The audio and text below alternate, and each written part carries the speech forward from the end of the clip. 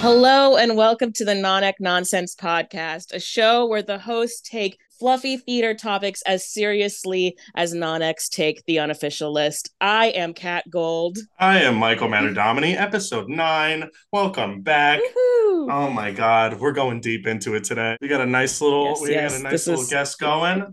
She was my dean of theater at Dreyfus School of the Arts, and she, after my brother graduated, she dipped the hell out of there. So we have the lovely Michelle Petrucci. Woohoo! Hi, everybody. Hi, guys. Good to see y'all.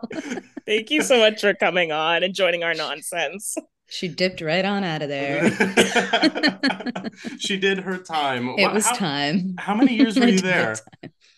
It was 10 years, dude. 10 years. It was 10 years. So Holy that's a good amount shit. of time. Yeah, it's a good amount of time. I started with Michael as a freshman. It was my first year there. It was both our first years. And then I ended graduating his brother. Tell me, which Matter Domini is more of a nightmare?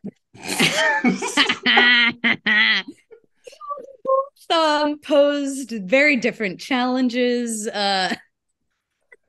No, they were both wonderful students, apples and oranges, like two totally different humans, honestly. Except I do have to say this, listening to this podcast, the two of you, your speaking voices sound very similar. Oh. Did you know that? No. Did you know that? You didn't know that? Nobody's told you that before? No. You do. I was like, is this Michael or is this Mason? Listening to no. it. Now you're like, oh God. Now, right. when we have him on, though, eventually we're going to have to be like, this is Michael talking. And then I'm just going to go on and continue ahead. You have similar isms. That's all. You have similar isms. Yeah, we're both idiots. So it really just pays Well, off I at the didn't end say of the that. day. Oh, no, I did. 100%. So, Michelle, how did you get into the arts? Like, how did that all start for you? Well, I started dancing when I was 5. Mhm. So, and I didn't want to go actually. My mother put me into the studio, into the same class as like kids I was going to school with or whatever. And I remember seeing, this is so random, but I like remember seeing the little welcome letter, whatever, like on our refrigerator. And there was this little like logo of some dancer with jazz hands. And I was like, I don't want to do that. I was like, that's lame. I was 5. I was like, I don't want to do that. Right. And then, of course, she dropped me off and I was like, all right, just leave me here. After one day, I was like, then I just lived at the studio. Forget it. I was like, that's it. Mhm. I hated tapping, though. I hate it. Like when you're little and you were in those combo classes, it was like loud and I hated it. I was like, so I didn't really tap until I was in high school and then got serious about it in college. But yeah, I mean, I was a dancer first, as you know. Yes. We don't understand that life, but we're grateful for you. I'm a mover. Yeah, it's a whole other world. dancer first. But yeah, and then I started doing theater in high school. And I just went to public school. I was in New Jersey, and randomly our high school just did show after show after show. We didn't really learn a whole hell of a lot. We didn't know what we were doing. We just did a ton of shows. And I had a little bit of a knee injury, and so I had to stop dancing so much. And then I found theater, and I found my best friends, and the whole thing. So I went into it. I did one show. My first show ever was Crazy for You. And so that's why I had a little special place for it, because I did it in 2019 at Dreyfus. Who'd you play? Well, it was my first show ever in high school. So I was in the ensemble, I was dance captain, it was that whole kind of thing. Mm-hmm. And then that was it. I was bit by the bug and I did every show after that. And then I was like, screw it. I know AP class is what I know. I'm going to school for musical theater. Like, I don't care. And this was so long ago that you really just didn't need, I had good grades anyway, but you really didn't need good grades to get into musical theater school. Now you do. But at the time, you didn't. So I was like, I'm going to a conservatory. What does that matter? And then I went into the Boston Conservatory, got my BFA in musical theater with an emphasis in dance, and then moved to New York and did the thing for a while. I was in New York working in and out of New York for 10 years. Did the thing. She did the thing. I did the thing, and I lived to tell the tale. But I mean, I remember those non-ec days. Trust me, I do. Like those first non-ec, what year or two, I think, when I was in New York, Mhm. Yeah, I got stories, and Oh, now we're it's only gonna gotten dive in. worse. Oh We are God. gonna dive in. Yeah. I found when I quit theater for a little bit and I started going back to school and trying out my luck and doing all this kind of stuff.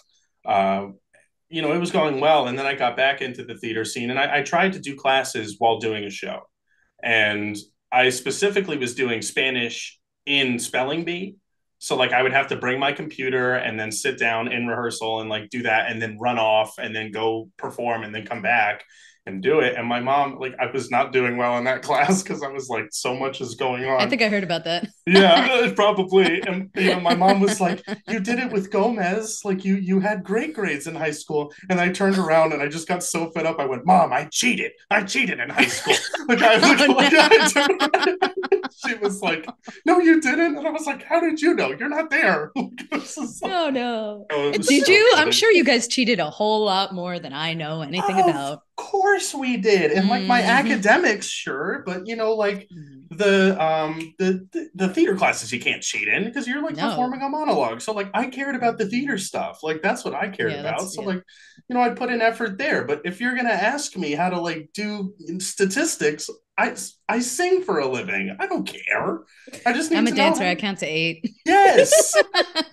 That's it. Nah. I was like calculus. My senior year of high school, I was like, oh, I don't think so. I was like, I'm not No. gonna need that. No. I got put in stats honors my senior year. I was like, why the hell am I here? Like, I don't know. This is stupid. I mean, I got to meet Mr. Vaughn and he was great. But like outside of that, I was like, dude, all I need to know is how to add, subtract, multiply, and divide, and I'm cool. Like that's Because it. all they have is honors classes. That's why. I lost my mind, Michelle. I was losing it. And we had to sign those papers, like you were like, oh, you have good grades, so have your teacher sign it and then bring it Oh, back to you guys rehearsal. bullshitted the hell out of that. I know that. Oh yeah, I know that. We would have them sign that they were in good standing academically so they could continue being in the show, doing rehearsals, having late nights, all of that. Mhm. And they would just bullshit. They would just, I know, I know. But the thing that you guys didn't know is we could look up your grades. So we would know if you bullshitted it anyway. See, look, he didn't know. He didn't know until 2 seconds ago. I didn't. Oh my god! Thank Christ So for we would figuring know. things out. Now, so you getting back on track here. You were talking about non-ec nonsense in your own life, in your own sense. So, do A you have million any years ago. stories that stand out to you?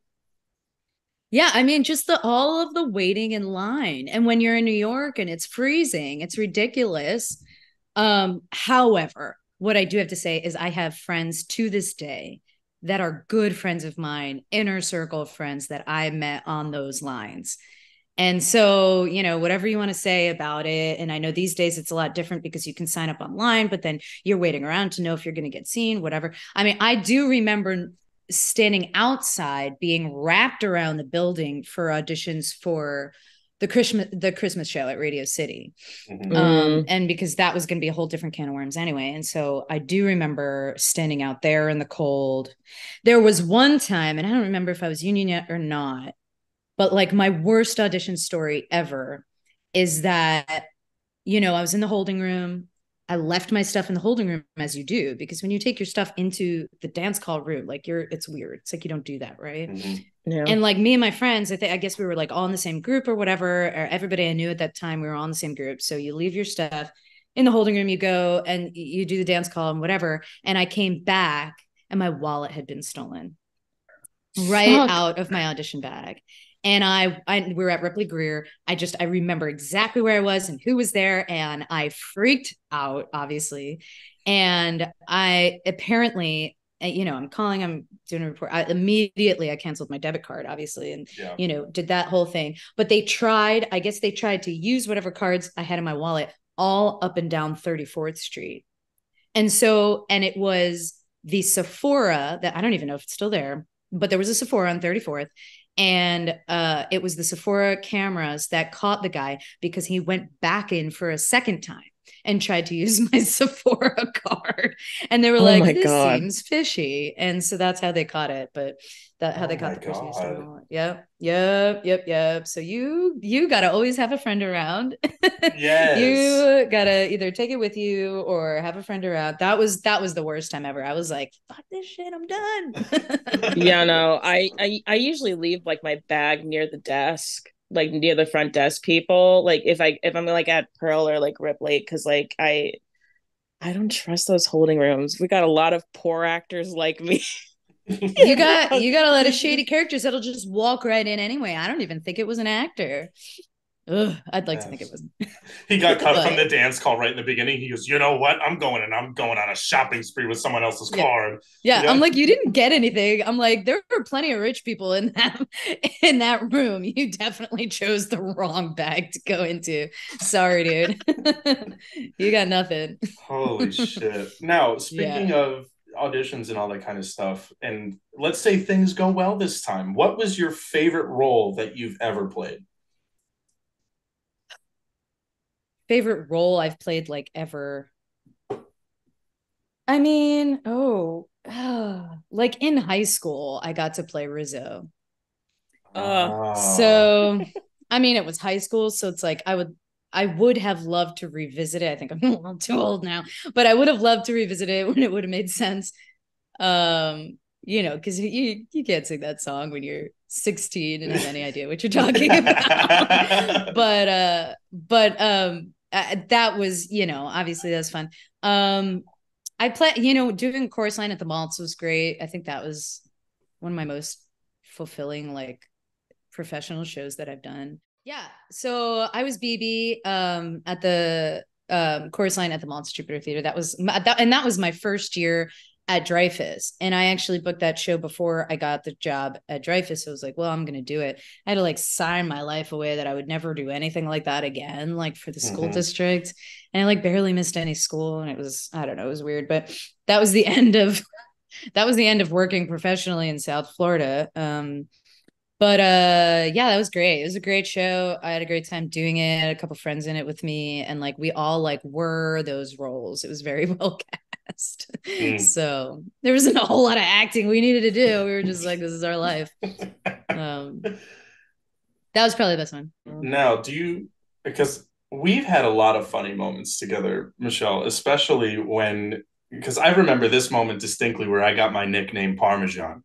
So we were sitting, it was sophomore year, and we're sitting in your dance class, and it was a grand old day for some reason. Everyone was giggling, laughing, and my buddy Michael Joseph was like, my middle name sounds like... hilarious. Oh, yes, and terrifying, but we'll get to that. Oh my God. I never understood that. Me, I'm like 2 feet tall.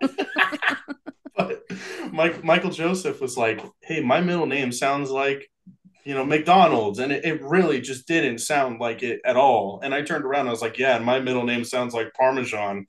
And that right there was the moment where my nickname stuck for the rest of my high school tenure. Really? Oh, I don't remember that. That's hilarious. My God. Yeah, that, and then the class would judge your mood based on attendance, because you would go down the list, and if you said Michael, then we're serious today, like lock in. Yeah, but if she went down the list and she was like Parmesan, we were like, hey, it's gonna be a good day. Yeah. Depending on whether or not I had anything to do with admin that day. Literally. Probably. Ooh. So tell me some funny things that you remember going on between the two of us in high school. The story with your class that I will never forget. Now, I do love your class. I still love your class. Whoever wants to keep in touch can. Of course, most people don't, but it's I'm fine. Here, girl. I'm not hurt by it at all. No, but your class had a very special place in my heart, because, when you start with a class when they're freshmen and you meet them as like baby idiots, like just having no idea what the world is, what theater is, and then you watch them grow, and then you get them ready to go on into programs or into colleges as like these little budding artists that like have something to say, have some training under their belt. It's like, that's the most fulfilling thing for me. Like, that's why I was there for 10 years. And you guys were my first group that I got to see that with. So that meant, I'll always remember you guys for that. I mean, we did have some times where I needed to lay down the law. Michael knows exactly what I'm talking and about. I'm going to bring right it now. up right now. There is this one moment that is branded into the back of my brain, and whenever I think probably of, everybody else's too. Yes.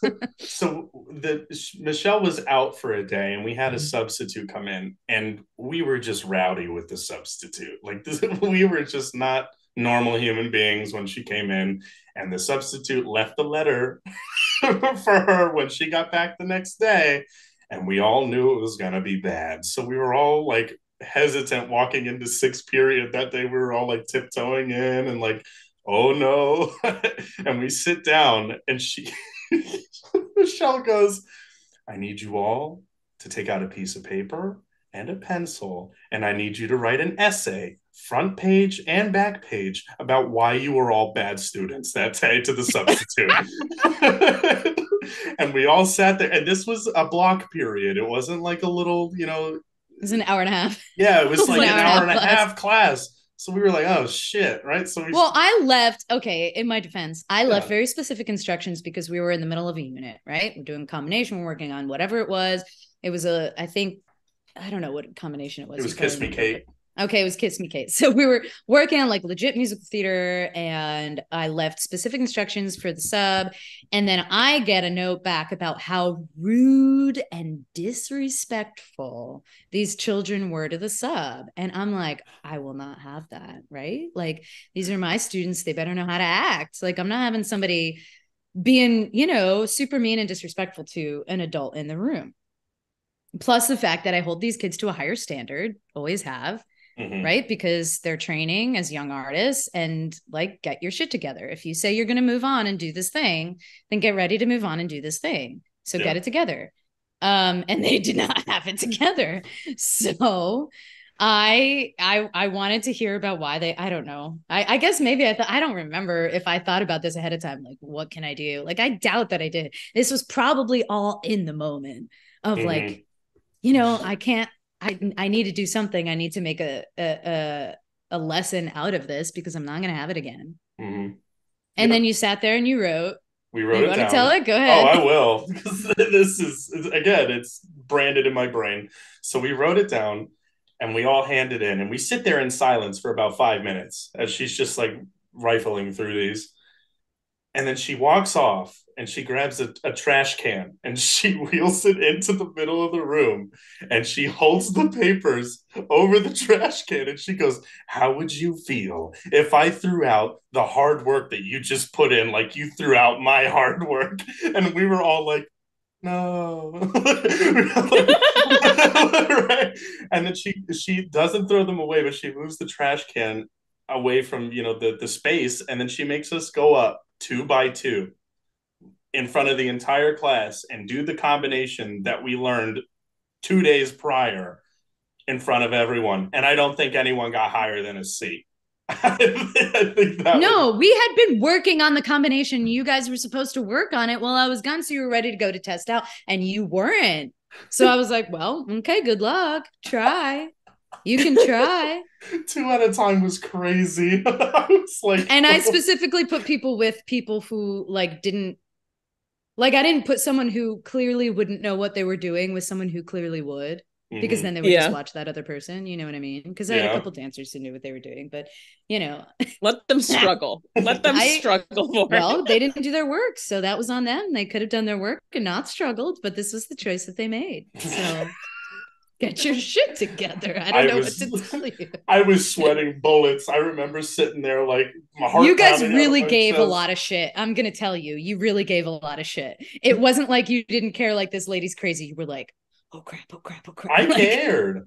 Yeah. Like most of you really did, yeah. Yeah, you had that group of people who were like genuinely serious about like what was going on. And those people, when we were like, oh no, like I'm gonna get a C on a dance thing just because other people wouldn't shut the fuck up. Like we were all like, oh. Like I was like, how would you feel if I threw out your hard work? That was the most dramatic thing I've ever done. That was super dramatic. Oh, but like the image of like a 5'5" Italian woman holding our papers. Oh, I'm 5'5". I grew a couple inches. Did Look you? at me go. Like, Nobody's 5'5". I wish I was. My career would have been a lot different if I was 5'5". All right. well, this shorter Italian woman who is just red in the face holding these pieces of paper is still the like one of the top 3 things that I remember from going to that school. Oh God. It's just classic. Great. I scarred him for life. The last podcast, you were saying how much I inspired you, and now you're saying how much I scarred you for life. So we've done an about face here. Yes. I think it just goes the gamut, because like in the last episode, the one that came out before this one will, I had my professor from college on. So I think it's like a general thing. No, it was, it helped me at the end of the day because like I teach now and like I have the little ones, and then like I find my moments where I have to harp down on them, not like an asshole, but like this one girl, I gave her a monologue and I was like, okay, it's not long, it's like two little paragraphs, and she's like 12, right? And she wants to go to one of these schools. And I was like, okay, so like get this memorized by next week. You have 7 days to get this whole thing down. And then even like if you get, I'll hold the monologue and I'll let you call line. Like that's how like nice I am with some of these kids. And we come in next week and I'm like, hey, how are you ready? Like, let's do it. And she goes, oh, I didn't look at it. And I was like, okay, all right. So now you need to be off book by next Monday. Like, that's it. Like, I'm not going to call line. I need you to be off book. And then she came in and it was still not 100%. And I was like, listen, I'm going to be completely honest with you. In order for you to get anything out of these lessons, this stuff needs to be accomplished. And I'm not just trying to harp down on you now because, it's a little stupid 30-minute lesson and, you're going to go home and go to school the next day. But like, if you're seriously looking into doing this kind of work, this is step 1 is memorization. Like that's baseline. That's not even character work. That's not, putting it up on its feet. That's not doing anything. That is baseline work that needs to get done. So if you're serious about this kind of stuff, that's got to get done. And they looked at me with like this face of like, and I was like, no. Like, I'm not mad. I just care. Like, I really just care. See? Yeah, exactly. I mean, in that one instance, I was mad, but really, because I care. Yeah. Because I cared. Mm-hmm. I cared so much. I gave way too much shit. I cared way too much. See, these stories, this is why I can't teach children. I have only adult students because I can't. I don't have the patience you guys have at all. I mean, that must be just like such a hard, especially with kids at that age, like the trying little to ones, figure I don't out think I wouldn't do well with little ones. I just have the patience for it somehow. I don't know how, but I do. Like I that's my age range. I love, the little ones all the way up to like 18. And then I have the bubbies, which is like the 55 and up acting class at Del Rey. And they are also my favorite people on the planet. Like that's the highlight of my Mondays. The puppies are great because they have no filter. Like going into those classes, they don't care about whatever. Like I was talking, we were playing a job occupation game. The audience was going to go ahead and pick a job and then they had to act out whatever. And I was like, all right, who is so-and-so going to be today? And then the guy goes, stripper. And I was like, oh, okay. Scene's about a stripper. Go. Like, but no, my little ones are like, especially the Bach kids, because I never knew, because I didn't go to Bach. Like I just went to Dreyfus, so I never knew how professional some of those kids were. Like I had a couple of them come in last year, and they were like, "All right, I already have my 32 bar cuts, legit and contemporary, and this and that." And I'm sitting here, I'm like, what the hell do you need me for? I'm like, you're doing great, So I was very lucky enough to be, I got all my students into Dreyfus last year, but sitting there with them and blocking out their stuff and talking to them and running them through the audition process is like, that was the highlight of my last year. I loved doing all that kind of jazz. So yeah, it's very rewarding. It's very fulfilling. I mean, seeing you guys grow up and then seeing, what happens to you guys after college or after whatever, when you grow up, like, I'm like, I'm like, I get to go on my former student's podcast. I'm like, how cute is that? Like, I'm so proud of you, like, Yeah. and then getting to see you guys perform and everything. I love that. I'll always do that whenever I get a chance because, that's a big deal. It's like I put time and effort into that. You did. And the funniest thing is, after Mary Poppins, you came up to me, and that's original Broadway choreo, and you were like, all right, dancer. And that right there, like the small little comment that you made about the dancing, I was like, yes. Like, yeah, that's it. That's it. So funny. You're welcome. Yeah. Let me just say, I'm gonna be very, very, really honest. I'm a bit older than Michael. So when I was in high school, I had a lot of beef with some of the Dreyfus kids. You were like very no. This was before you were in charge there. Yeah, no. They were very, because I came from like a Title I school and stuff. It was and going to like master classes and stuff like that at the Kravis Center. I had a lot of beef with some of the Dreyfus kids because they were like really cruel to people outside of that circle. But I will say the kids that you taught in your 10 years there are so professional and so kind. I have met so many of them over the years, and like your kids are standouts. Oh, thank you. Like absolute standouts. It's true. Thank you, Kat. That's very sweet. Thank you.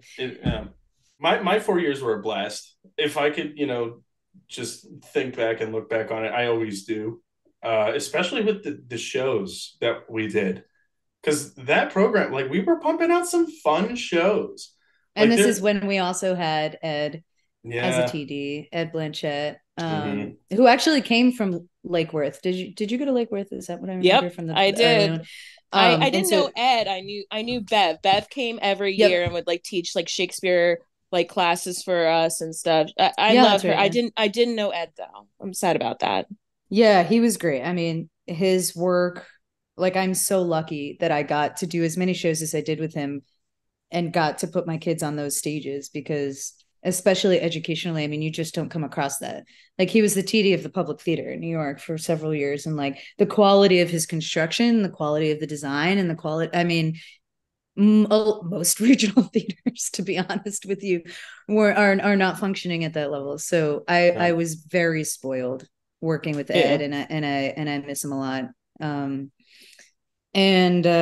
he definitely put his kids through their paces a lot more than I ever did. Yes, because those stories are wild. I know. But the quality of his work, I mean, and then talking about all of the sets that you got to play in. I mean, our first one being Legally Blonde, oh my God, right? As you were a freshman, it was my first year there, and I was like, I don't know what the capabilities of this place are, and I, was really coming from the professional world and not having like a full-time teaching job, that's for sure. So I was like, well, I don't know. And then they were like, oh, student designer. And I was like, oh, geez. I was like, well, here we go. And then I was like, oh, this is great. I was like, let's chop these stairs off and make a move. And he was like, absolutely. And he, everything that I was like, can we make these portals? When I asked, hey, it'd be great. Could we, get a whole proscenium of the Roman columns and actually do, hang the whole proscenium? And I was like, just like, is that possible? Because that would be really cool. And here he is, weeks later, months later, like up in a genie, doing the entire proscenium, false proscenium, like all the way up. This is like a 40-foot tall, I'm going to get that wrong, but whatever, theater, a proscenium stage, and trying to get these pieces up there by himself because, he didn't have help or he didn't want help either way. But, but I mean, it was like a huge show, and every show we did after that, right? I did Millie after that. And then Millie's set was incredible. That the whole cityscape and like, the moving desk carts and all that jazz. Which like we should have rented out. We should have kept him rented out. He welded these, you know, all the desk carts, the rolling desk for the stenographers. He welded all of them together. And I had a huge ensemble. What was it, like 14, 15 of those things that he welded together. And I was like, let's please save them and not trash them and try to rent them out, but we didn't. What I do after that? Shrek or Adam? Shrek. Shrek was one of the best one. You know, I think Shrek, Crazy for You, and Pippin are like the best shows that I've done there. That Shrek was great. Addams Family was great too. It wasn't totally mine, which is why I don't count it. Yeah. But I mean, you guys really killed it. Like we were, you know, you get to do really cool stuff because they were all capable. So you could just give it to them. You can give them the hard choreography and you could expect more of that. You know, you can have high expectations. That's what I loved about it. They were good shows. Were there any shows that were close to being done there and then we ended up going with something else? Are you talking about what was it supposed to be? Rumors? Yeah, like were there any shows that were like close to being done at Dreyfus at my time there and then they were just like, nah, we're gonna do Shrek? Oh, musical wise, no, I don't think so. You know, we were supposed to do Rumors and then last minute, yeah, because there was cursing in it and the licensing company wouldn't let us take out the cursing. And the school wouldn't let us keep the cursing. So we were could have done it. Hard place. Could have done it now, though. They would have been like, "Yeah, sure." Oh, I mean, you know, that was always interesting because I remember back in the day with Shrek, before Shrek was announced, everyone was convinced it was Urinetown. For some reason, everyone was walking around that school like, "Oh, it's this." It's because this is how you guys would decide what show it was. I would casually mention something in class, and everybody would be like, "Oh my god, that's what we're doing," right? And I'm like, "Oh my god, maybe it's just what I just listened to before I walked in the door." Like, calm down, everybody, calm down. That being said, we were trying to do Urinetown for this year, and we were told not to. Also. Urinetown has I having God done it. Forbid. Yeah, there's a lot in that one. So it's not. No. They couldn't get past the title. They couldn't get past the name of the show. Are you? That's the oh my god. That was the reason. That was the reason. I was like, you know what? I gotta go. You know what? That's my time. That's my time. Mason was so funny. He was like, she's leaving because I'm leaving. Yeah, I'm sure he thought. I know he thought that. I know he did. I know he did. No, please. It was every year. All the kids would be like, but just wait until I graduate. Just wait until I graduate. I'm like, I've been doing that. But the thing is, you guys get to leave every 4 years and I'm still here. Like I'm here on a decade. It's time, people. It's so time. I started to get real jealous of the kids when they graduated and left. That's kind of when, you know. It's probably time to pack it up, man. It's probably time. So we were also really big into districts and states and IEs. Do you have any stories that stick out from those types of events? Oh, besides God, I'm sure I do, but I have such a shit memory. Besides in from Carrie the musical. There was so much stuff that I would block out. Because other school stuff is not good. We were convinced that we were the reason as to why you pre-screened things before they went to Minifest, because we took in from Carrie and we thought it was like, we were proud of it at the time, but like looking at it now, it was like, yeah, it was awful. It was terrible. And so we had to screen things because there's so many people that wanted to go to ITS district festivals. So we would have to, like, they'd have to audition to go. And so they'd have to get their shit together and then audition it for us to be able to go. And so these clowns decided to do something from Carrie, which is a terrible, it's a terrible show. I'm sorry. It's just a terrible show. Yeah. And the music is terrible. And this number is terrible. It's like, why are we doing a musical about this? And then there's no way you could even set that up for yourselves to get into that piece because it's so ridiculous. So, but you didn't try really. And so I was like, the whole time was like, what the fuck is going on? I was like, well, this can't go. And it got us superior. Can't represent us. It got us superior. Something. I don't know what else about that. You had some good ones you did. I always loved them, and we talked about it. Kat thinks I'm an asshole for for bringing up the district festivals, because I walked out of there with like 4 or 5 Critics' Choice pieces, and Kat was like, "Must be nice." Yeah, must be nice. Hair toss. Not even. I mean, I love the small groups, and the small groups were like such a blast. Like High Adventure was so much fun, and then Airport Song was so much fun, and then senior year, I remember those. Yeah, senior year we were gonna do Turn It Off from Book of Mormon, and we had this whole group set up. We had like rehearsals going, and then just halfway through the rehearsals, I think it was during Adam's family, Bridget and I looked at each other and we were like, this is not going to happen. Like we were like, we do not have enough time to go ahead and get this done, because we had the large group at the time, Transylvania Mania, and we were like, this is just not going to go. The kids wouldn't, they're not, good with time management or being realistic yet at that age. Still not. And so great. I'm glad I helped you out with that.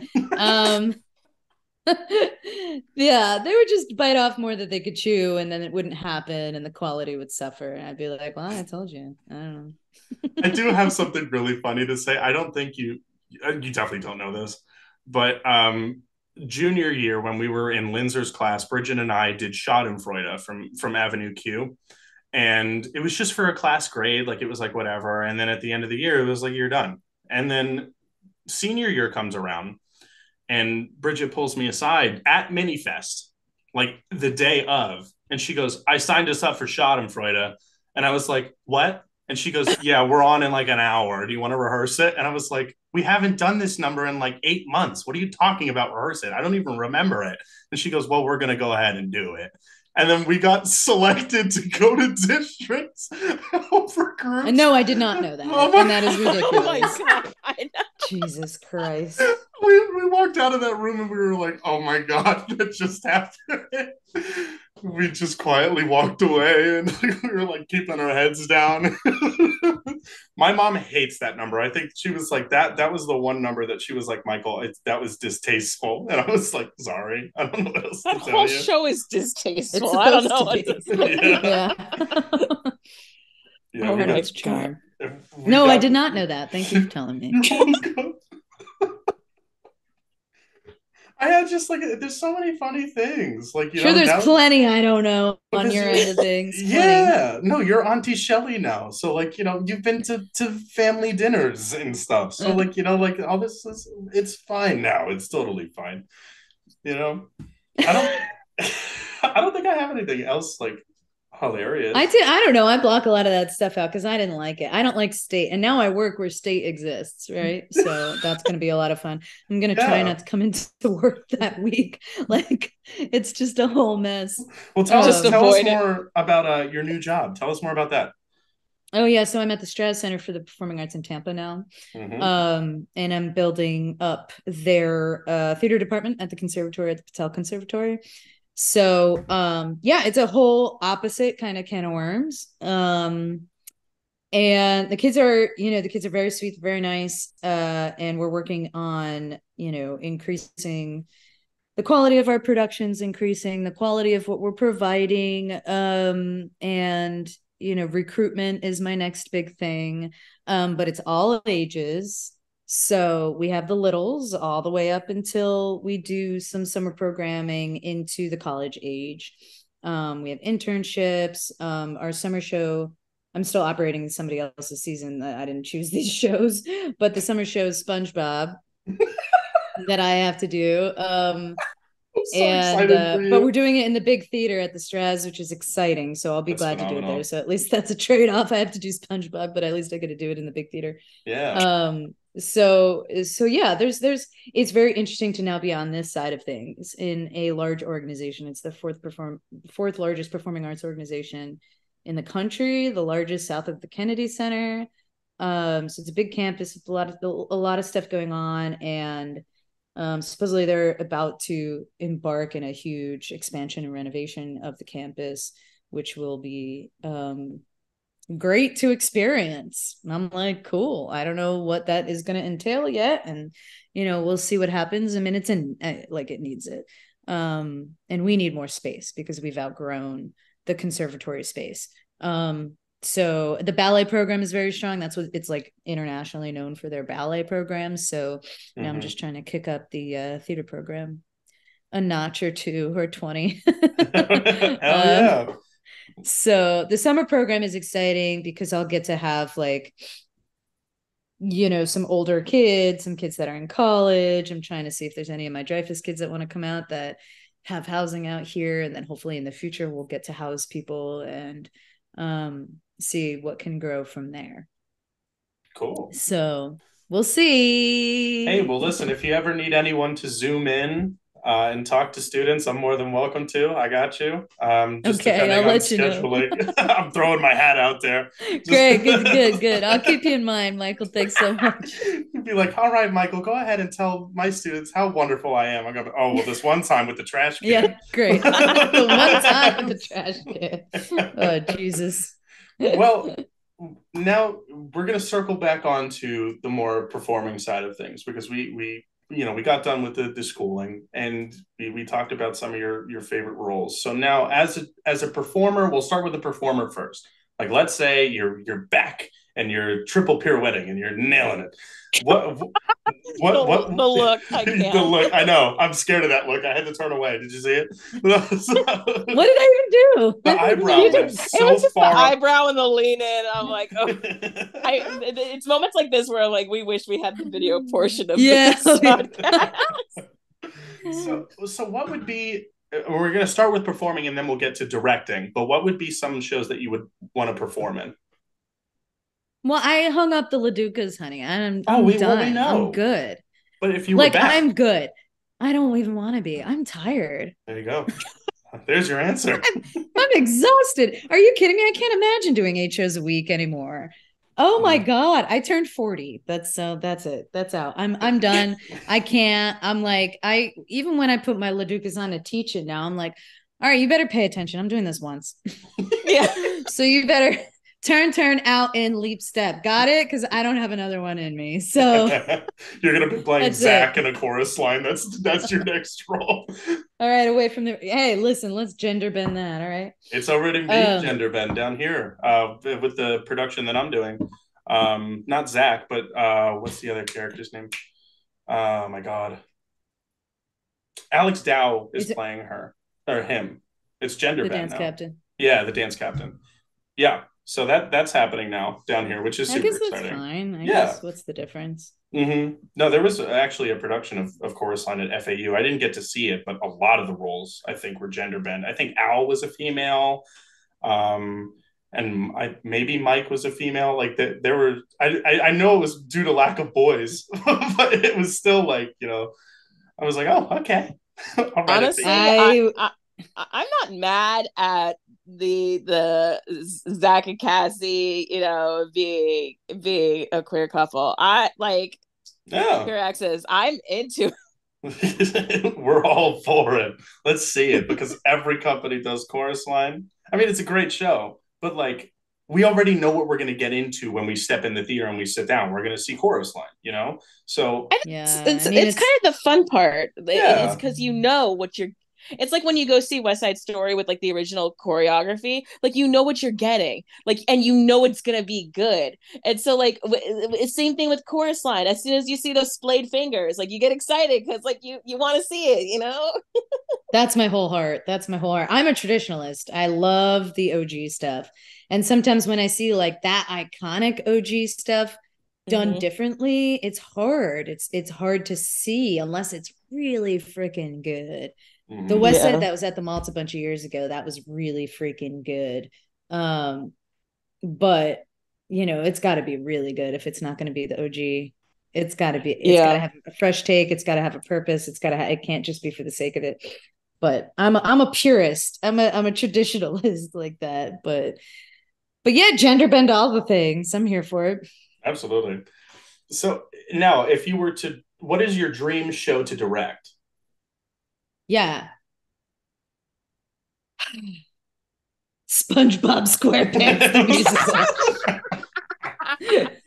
musical. What's that Not Jane at should all. direct? The next one. The next one. You know why? Because I'm booked and blessed and I'm working. And listen, this is what I tell the kids at Drive, because I tell my kids here too. It's like, because they'll be like, oh, well, what's your favorite show or whatever? What show do you really want to do? And I'm like, I don't come from the world where I got to pick. So like, I was just glad to get a job. So I would find a way to like whatever show I was in. Like, I toured with Chitty Chitty Bang Bang. Was that like a favorite show of mine? Of course not. But like, I'm gonna love it because it's a job, right? Like, so I try to tell my kids too, because like, they'll be like, well, what if you don't really like, the piece that you're doing, or what if you don't really like the role that you got, or you don't really like the show or whatever. And I'm like, would you rather not have a job? So find your way into it, right? I just had to direct and choreograph The Descendants, the musical. That is nothing in the world that I ever wanted to do. Like, I definitely did not need to do that. But you find your way into it. You have to. It's a job. You're going to do it, right? We're lucky to be doing what we love. It's musical theater. It's not brain surgery. Figure out what you like about it, and that's your way in. Unless it like you staunchly don't like something it stands for, but other than that, it's just musical theater. Come on. No, I feel the same way. Like with the Disney shows that I've been doing, like with Mary Poppins. When I walked into Mary Poppins, I was like, I don't know how much I'm gonna like this show. And then I walked out of it and I was like, what an incredible experience. Like Step in Time was so much fun and like all that kind of stuff. And then with Little Mermaid, when I got Little Mermaid, I was like, oh, it'll be like, a cutesy show. And then I'm reading this script and the material, and I'm like actually listening to it. I'm watching, and studying, and I was like, this is going to be a damn good show, Yeah. So it's exciting when you go into something with not like high or low expectations, but just like no expectations, I guess, and you're like, oh, this is, this will be fun. I have a contract. I'm very excited for it. And then you study the material and you're like, holy shit, like with Grimsby. Oh my God, like his material, like I'm studying characters, but then I'm making my own spin on it. And, I worked with Kat on like dialect work. I want to see it. Oh, it'll be good. So fun. Yeah. I want to see it. I want to see it. Listen, I got a ticket for you, girl. Just let me know. And I got good. you. I'm excited. I will. I'm doing Tuck Everlasting next, in January, February. And I'm like, oh, okay. Like, I don't know. I didn't know much about the show. Closed so quickly. But now listening to the music and digging into it, I'm like, okay, this is kind of cool. Like, you find your way in. I'm not from the, school of thought where you got to be like, well, I like this show and I'm not going to do this show. It's like, no, you're going to audition and get what you like. And you're going to, get, if you get cast and you get a job, you're going to like it. That's it. So, I mean, do I have shows I totally want to direct? Yeah. I mean, like, I would love to do like a Something Rotten. That's something that's top on the list. It's been on the list for a couple of years now. Yeah, I don't know. And I think the older I get too, like going from being choreographer and then being a director choreographer, like the older I get, like the more I kind of want to start directing plays a little more too. Which means I'm like really really retiring, aren't I? But like, I'm just getting so much more into directing as my body betrays me. So that's where I stand on that. That's where you stand. Yeah. So you mentioned the Chitty Chitty Bang Bang tour. When was that? Do you have any nonsense from that? Like, let's dive. Well, that was a union. That was a union tour. That was a full production contract. So that was actually we got, week or 2 week sit downs in all of our cities. We played A cities, and it was a lot of fun. Touring was some of the best times of my life. You just get to a new town, you throw your bag in the hotel room, and then you go explore. Like, I love exploring new cities. And I got to see most of the country, between the couple of tours that I did. Like, I got to see most of the country. Now, the first tour I did out of college was some non-ec nonsense. Now that, oh shit. Bus and truck? I did a bus and truck of Camelot. Okay. Which is not a show pretty much you ever want to do. If there's a show you can't find a way into, it's probably Camelot. To go against what I was just saying. But it was a really tough show to take around the country in a non-union bus and truck. We played tiny towns, we played tiny theaters. We had different versions of the set and different versions. I was dance captain, so I would do reblocks every time we walked into a space, and just to see, you would never know ahead of time. Just like, how would we not know ahead of time? But just to see what fits. We had 3 different versions of the set. Sometimes it would be like a mini Camelot, like the towers would be varying heights. Sometimes we didn't have any towers that fit. It was talk about some nonsense. So there's a bunch of stories on this tour, and we became a family. That was the one thing. We were a family. I mean, these were some of my best friends. And so there was one story that is like so non-ec. It's so non-ec. So we were in the middle of, I don't know, Midwest, the North. I don't know. We were in the middle of nowhere. We had a dinner stop at a Wendy's, quick dinner stop. We get back in. And so this was the time. So this is early 2000s, right? And everybody was obsessed with Lost. And so we were watching Lost on the TVs in the bus, right? And so so we get back onto the bus, right? And we all had our own, we were lucky, actually, most of us had two seats to ourselves. And a lot of bus and truck, you don't get the 2 seats, right? Nope. So we were like, okay, I know we're lucky. And so you have all your blankets and your pillows, and you have your, you set up your whole little spot and your whole little area. And so it was late. It was after a dinner stop. It's like dark. We get back onto the bus and we finish the episode. And then my friend goes to the front of the bus to like change the DVD or something, get another episode of Lost. And the girl who sat right there at the very front of the bus wasn't there.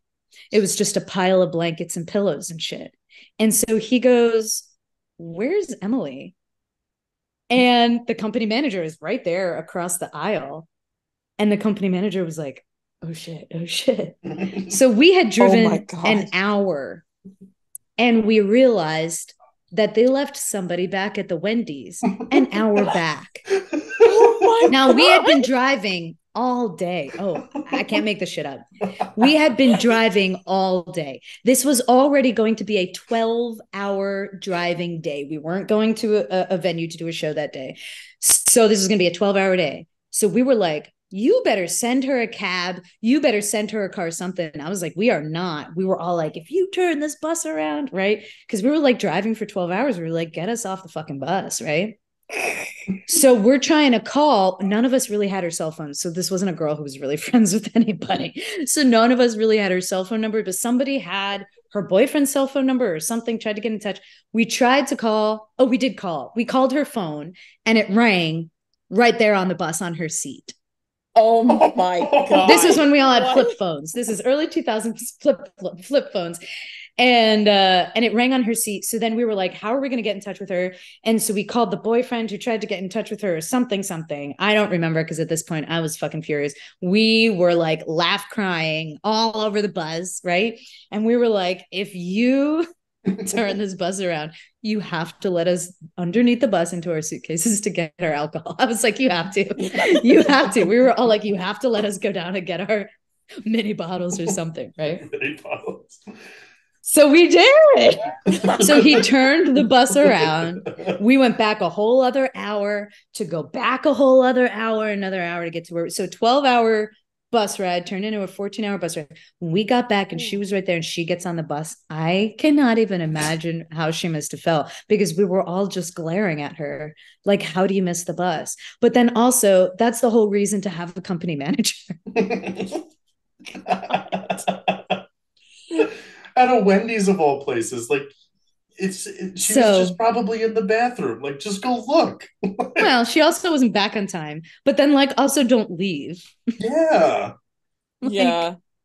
Oh my we God. Were so pissed. Oh, that was we have we had these, the little digital cameras at that time, right? So I still have those pictures, and somebody at some point had scanned them in, and they're on Facebook somewhere. But that was some non-ec nonsense.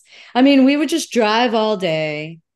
get to a venue, do a show, go back to the hotel, get the room, sleep, which means we would just drink and party, and then get up somehow, get onto the bus, take a Tylenol PM, sleep and drive. Like that was what we did on repeat every day. Yeah, it was Camelot. Bad. It was bad. It was terrible. It was like we all gained like 25 pounds. I mean, it was like literally there was no way to take care of yourself. You were stopping at rest stops and having fast food every day. Like you couldn't. That is some non-ec nonsense I would never recommend. I'm going to personally look for Camelot tours, and if there's none in the foreseeable future, I'm starting my own. And that's a show that and I think the choreographer tried to give me some stuff to do because I was like, oh no, there's like nothing for us to do. We had like 2 numbers, she tried, but God bless you. God bless. I was like, so there were 2 legs of that tour, and we did the fall leg, and then none of us went back for the leg in the spring. None of us. I think there were like 3 or 4 people who went back because we were all like, absolutely not. Like, no way in hell. I was like, oh, I'm not fucking going back. But then I was able to like recast and then reset because like even the people who did the show didn't want to have to bother resetting the show. So they were like, here, you do it. I was like, fine, that's cool. I'm like a year out of college and I'm setting a national tour. I was like, I guess that's cool. Yeah. Oh my God. That was some non-ec nonsense for sure. All right. Well, we are coming to an end. So, Michelle, I would like you to go ahead and shout out your socials so everyone can go ahead and give you a follow. Oh, my socials. Okay. Yes. Yeah. On Instagram, I'm at Trucci Dance, TRUCHI Dance. Boom. I mean, that's all I have. Yep. Fantastic. I know she don't got a TikTok. No one friend her on Facebook. I got a Facebook. That's where I'm at, so. You have to graduate in order to friend her. You have to graduate. That's the deal. Yeah. Well, that was the rules. When you walk across the stage and you go like this with your tassel on your cap, then you could friend me. Although when I left, I was like, you could just friend me, I guess. I'm outie, so whatever. Deuces. All right. Well, Michelle, thank you so much for spending time with us and talking non-ec nonsense and, my pleasure. Making us laugh. A lot of fun. We appreciate it. And to all of her students listening, please, please, please don't be rude to a substitute. Okay. If she's ever not there, please just hold yourself to a higher standard, even more so, so you don't have to go ahead and write a paper about it. Okay. Oh man, I'm not that bad. No, you're not. I genuinely, you heard it in episode 2 about how highly I think of you, and I cried. You made me cry. Don't cry. I did. I was like, oh, and then I screenshotted it. I was like, oh my God, my kid's talking about me on the podcast. That's the whole reason. It's the whole reason. I wouldn't be here without you, so I appreciate you.